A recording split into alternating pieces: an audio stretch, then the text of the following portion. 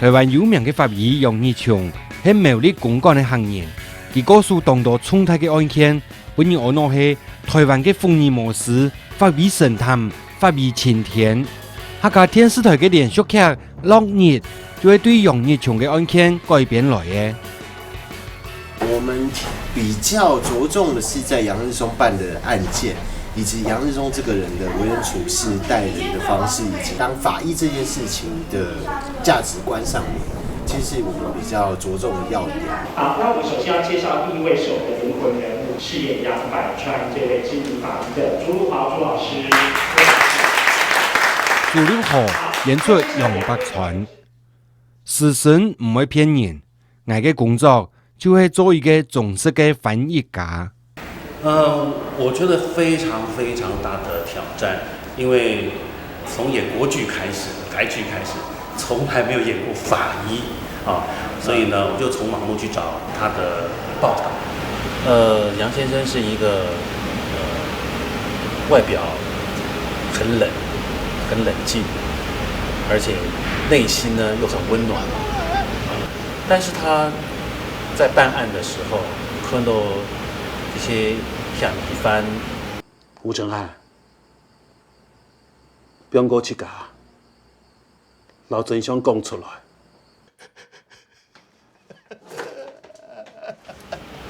以表現嘅對事情嘅冷靜的態度，來證明當批負佢嘅案件嘅專業。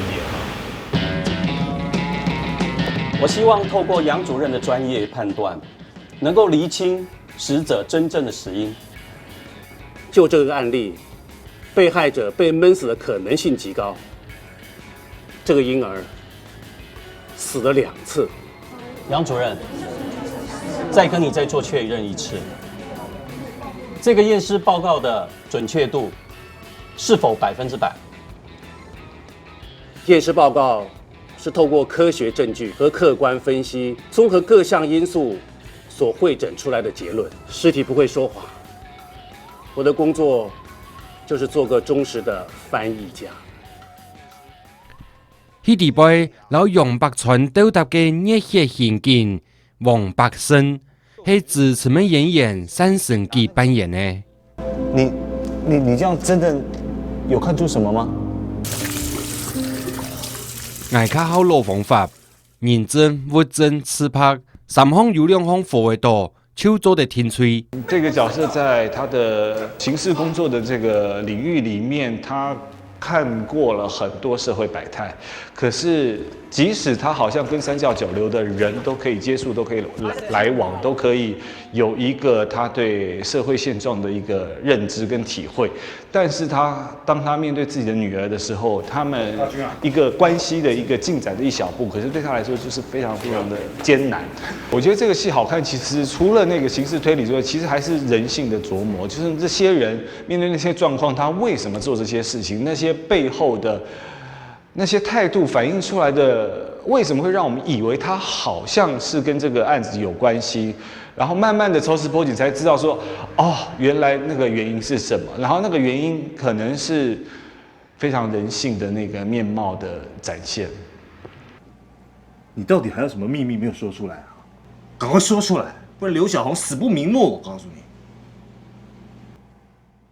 啊？你說什麼？你說什麼？百川老百姓啲刑事局嘅總監嚴興國係劉學賢扮演嘅。那個，請大家給我一些好問題，讓我上版面漂亮一點啊！佢盡全力追求刑事局嘅績效，佢用唔得個人嘅英雄主義，佢認為查案嘅廣泛做唔得傳遞一隻法醫神兇。因為站在刑事局副局長的立場是，榮譽是整體的，絕對不是單純一個法醫的。可是當一個法醫的名聲已經蓋過整個刑事局，變成一個明星的時候，那在這個副局長的思維，他認為是說，整個辦案到最後的榮譽應該是整體，是整個刑事局的，而不是楊日松個人的。啊，所以說在多場戲裡面有互相對立的情況。劉小紅平常沒有酗酒的行為，這就值得調查了吧？有人还没喝就已经醉了嘞。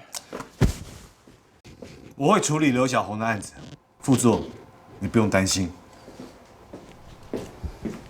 北生的妹爷王小妹，是马道研究员演出，伫迄度佢係對海外學生歸國嘅監察官，用佢專業聽數判案。佢認為事實唔會騙人，唔過冇聽錯做得講出全部嘅真相。從來沒有跟那麼多男生一起工作過，我大部分工作都是跟一群女生，因為我前念女校，然後舞台劇也都是女孩子，然後很少跟那麼多男演員，然後大家一起這樣，因為陽剛味很重的一部戲，所以我覺得我要好好賦予這部戲就陰性的那一面。我覺得這部戲最好看的還是就是親情的部分，就包括我跟父親，然後還有他們每一個案子。被害人的那些家屬啊，或者是受害者的那些家屬的東西，其實都很寫實，好像都是有一些真實的根據。對，這些東西是覺得會很精彩，會是這部戲裡面的溫度。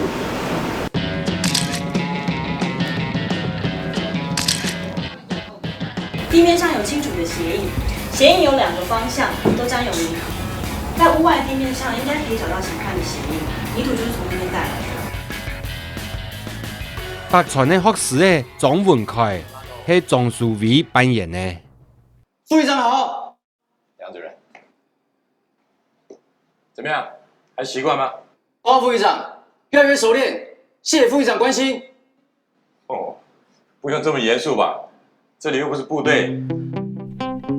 我係莊文凱，我對軍語言強調過來學習法語。這個在開拍前的時候，因為畢竟他是個法醫嘛，他一定會有解剖的過程。然後導演呢就號召他們有就安排有一個教授，他專門在幫一些大體啊做一些美容修復的那種工作。所以在那一次碰到那個教授呢，他就拿出了很多各種不同的死因所造成的那個大體的那個現況，其實非常的血淋淋。然後他就讓我們有一些這個法醫上面的知識，我覺得這個對我來說，在建立角色的前期挺有幫助的。當法醫真的要很有熱情，要很有理想，因為畢竟你所接觸到的東西，比如說就好比說大體好了，那是一般人比較禁忌、比較忌諱的。那我覺得你願意去做這樣子的行業跟工作，那是非常的值得讚許的。然後再來就是說，做法醫，畢竟你要碰到的都是所謂的死人嘛。那我覺得在家庭上面的壓力啊，還有就是外面的朋友怎麼看你，我覺得那個法醫的那個心理建設真的要非常的扎實，不然其實你會很在意別人的眼光嘛。這樣子，覺得他還活着嗎？要看你從什麼觀點來看啊，是法醫的，還是刑警的？這有什麼不一樣？我們刑警其實不喜歡死人，可是你們法醫沒有死人就沒有辦法工作，也找不出真相，是不是？北生嘅學士誒，許志傑係郭英賢扮演的。就算他跟魏志明有過衝突，但也不至於殺了他女友。但是我看到這個人了，我總是覺得有一點怪怪。刑警做久誒，就會有一種直覺。矮黑高英軒，這一次在《落日》裡面飾演的角色是志傑，那志傑就是一直跟在博勝旁邊一起辦案的刑警。其實這次角色，我覺得我應該是這部戲裡面最自在輕鬆的，因為我的角色可以很白痴，也可以很震驚，也可以很認真。你要老實一點哦，一定就是你哦，上門討債，然後把劉小紅丟下樓，對不對？沒啦，你玩弄你我別講。我，你不是去討債，他不是跟你借錢，你不是保護措施，我。志傑這個角色在這個戲裡面，就是讓大家感到有點奇怪，又有點好笑，甚至有點歡樂的。那當然，我的角色因為一直跟着博勝的關係，所以勝哥他任何的工作，只要有任何問題，他都是我的一個榜樣。所以我在這出戲裡面，关于办案的部分跟认真的部分，都是依照胜哥的部分来，照着他的路线来创造属于志杰的路线。那当然，事情慢慢往后发展，就有一些问题越来越严重，志杰就会开始挺身而出。那到时候就大家看后面的样子喽。医生，护士。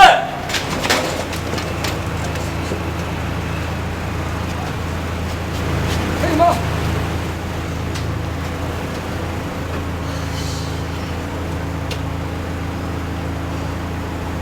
好，来，那我数到3号，1、2、3，顺利。好。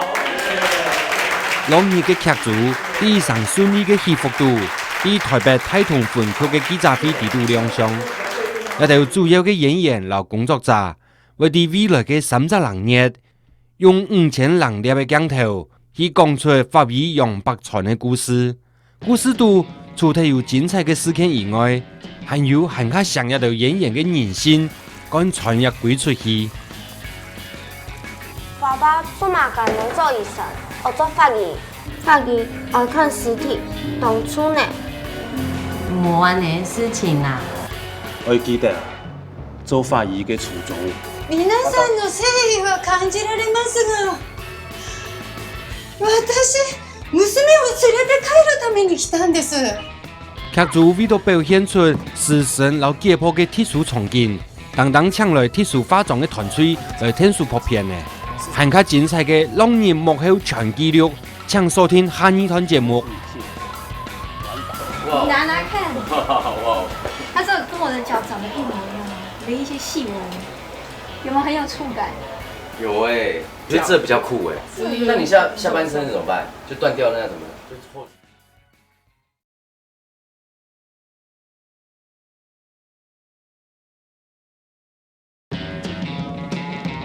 我们比较着重的是在杨日松办的案件，对，这些东西是觉得会很精彩，或是这部戏里面的温度。以戏剧来讲是一个加分的作用，但是其实我们并不是为了要特地弄出一些伤口来吓观众。验尸有分2个部分，有一种叫相验，一种叫做解剖。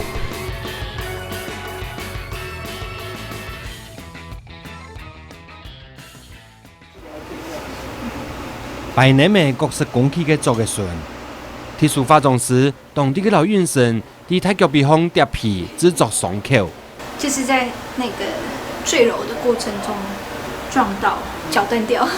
沒有那麼快，因為我要把那個就是接縫融到看不到，然後我才可以開始上色，才會跟你的皮膚融為一體。所以拍這種戲還是會有點心理障礙。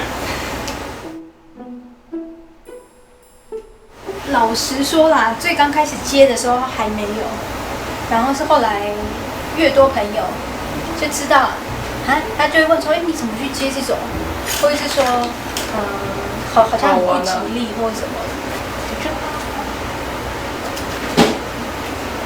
那我覺得也是一個經驗吧，然後就是真的是心態要正，不要胡思亂想。所以我們大概有幾個步驟要做？你說我們嗎？對啊，總共差不多，現在還有3個步驟要做。太腳鼻傷口嘅特殊化妝，總共有3隻主要嘅順序：對前頭嘅石膏疊皮，到調和皮膚然後傷口色嘅填裝，到前面嘅雙色雙血漿，經過一道用心計較嘅嘗試。安呢，這樣算係好些。一個大概要這個可能要花3-4個小時化妝哦。對，因為我們為了要真實感，所以一定要一層一層慢慢上。等一下才有血才比較像，就會覺得等一下上完身再給你做完。好。然後我這邊還沒做好，我這邊要做一個傷口，就是因為不可能下來，然後只斷腿，其他都那種光就潔白無瑕，那太假了。所以這隻腳真的是用你的腳當模型去做。對啊，沒錯，歷經了很艱辛的過程，真的才做出了這個腳的模具。哥，可以敲了嗎？可以啊。可以，請進。你拿拿看。哇！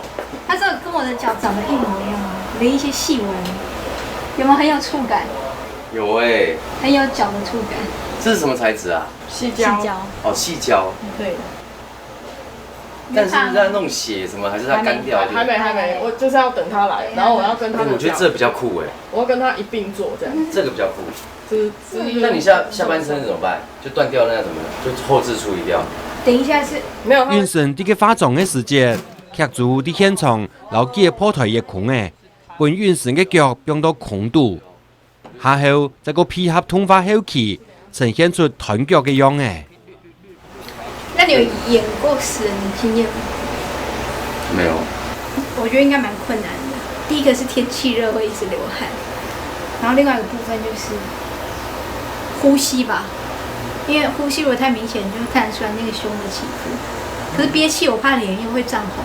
老实说，我还没有演过这样子，所以等一下就可以学习到很多。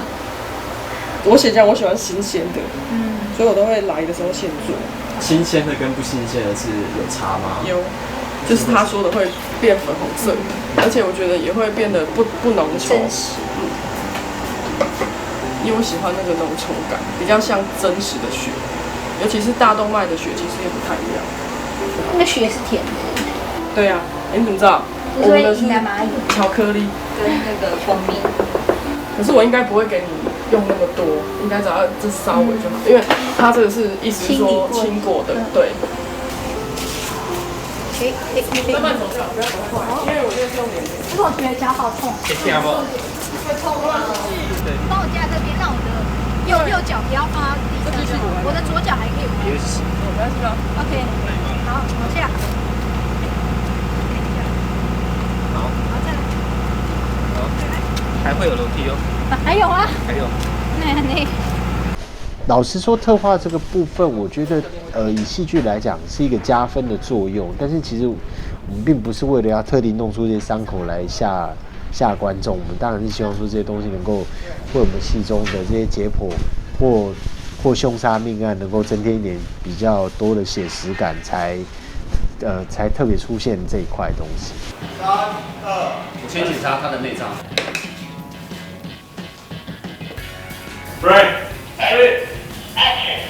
内脏受损很严重，肝跟肾都破。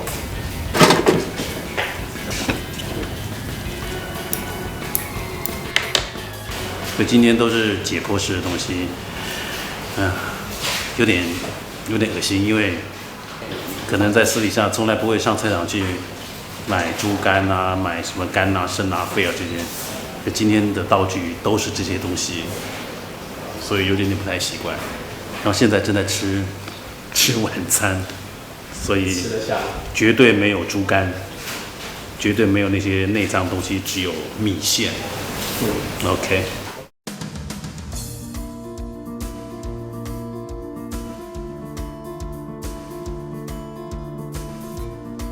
验尸有2种，一种按照常验，一种按照解剖。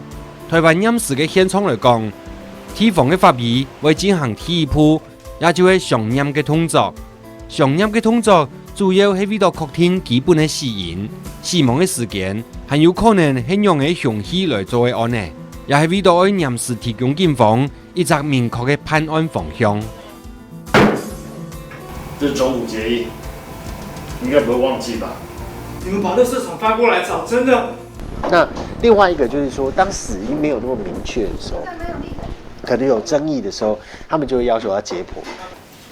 有些法医就是觉得，他觉得就是都要解剖，对不对？但是我们访问过一些其他的人，他是说以杨日松的做法，他其实还蛮尊重死者家属跟大体的一个状况。他会觉得说，如果说他能够判断出死因的状况之下，他也不会说真的一定要把所有内脏都掏出来。那时候我们有故事当中，你会发现百川在验尸的时候会有2种不同的状况，一种是真的会有内脏拿出来，一种是不会。这个东西是我们经过一些考察之后得到一个结论，就是说，如果我们为了要针对命案的状况，就是做例如哪些地方有疑点，我们就验哪边，我们不需要全部把所有内脏都掏出来。你们看，腿上的切口啊，沾到少许的铁锈，确定是被栏杆切成2半。老年也出现困难，除了剧组而建立法医工作还有解剖的场景以外，还有刑事判案的上局、上大，也同样需要专业人士的天数，才有办法顺序来完成。不要急着抓，你就是他不管怎么挥，他挥回来，你就是这样子就一定可以挡到他，一挡到就抓过来的，顺顺的这种动。对，碰到身体动，你看，学路人，踢到你就冲进来，然后这时候你先不要往里面走，等一下，记得，哇，手不能这样抓，手不能这样抓。所以我要这样抓到之后就滑过来，没关系啊，因为你都抓这里，可以的，其实是可以。你试一下啊，然后我推，对，这样就对了。好，手要记得，因为是一镜到底，所以有些东西是要考虑机器的运动跟演员的方向。然后比较难的是，因为他们之前没有太多次的训练，所以他们的肢体可能会比较容易出力。可是其实拍动作戏，他们反而要越放松越安全。然后，当然拍了几次之后就会越来越顺，那越来越顺你就越来越没力。但是后来比较在状况内了就会比较好一点。那其实我们都会习惯让他们慢慢走，然后去习惯身体跟彼此的对应之后，就可以达到比较安全的效果。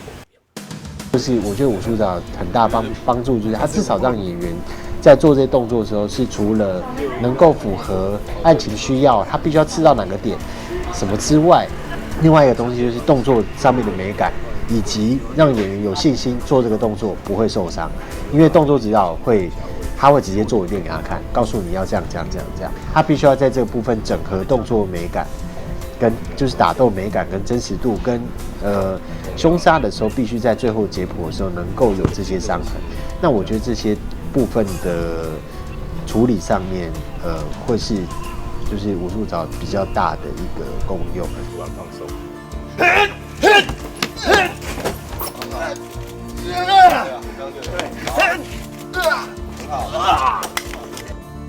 法医杨百川、老刑警王百胜，构成龙二故事度的两条主线。